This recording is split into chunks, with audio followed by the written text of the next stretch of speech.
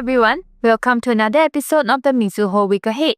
I am Yi, market economist at Mizuho Bank. The theme for the upcoming week is Escalating Risks and Unfettered Fed. Last week was rocked by headline risks, from terrorist threats to shutdown, so much so that relief from CPI and subsequent risks embedded in PPI slid under the radar. On signs of straining relationships between allies, US targeted economies, namely Canada and EU, responded with retaliatory tariffs, only to be met with even more onerous tariff threats by Trump. Consequently, in a flurry of selling punctuated by shadow recoveries, US equities slipped into correction before recovering some declines on Friday amid easing US shutdown risks. Meanwhile, AXJ FX continued to underperform G10 peers, which may stem from a sense that China may not see much tariff relief, in addition to easing bias by a raft of EM Asia central banks. But this week, EM Asia FX may get some support should Chinese stimulus to be announced on Monday lift sentiments for China's recovery.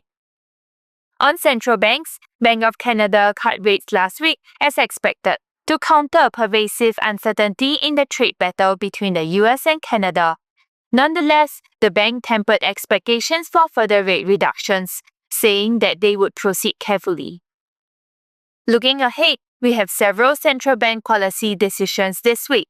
The Fed is expected to continue holding as the February pullback in inflation is far from sufficient to resume easing, while softer demand and weaker jobs market are likely prerequisites for the next cut.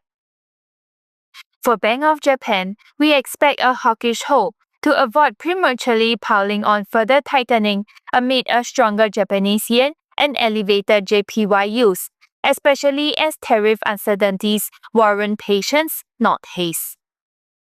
In EM Asia, we have an out-of-consensus call for Bank Indonesia to ease policy rates, considering their easing bias, softer economic indicators recently, and a softer dollar backdrop. But we attribute a 40% probability to a hold, given that Rupiah's performance has been very sluggish amid a cloudy fiscal outlook. Notably, the January budget balance, which was delayed by a few weeks, posted an unlikely deficit early in the year, amid a slump in revenues.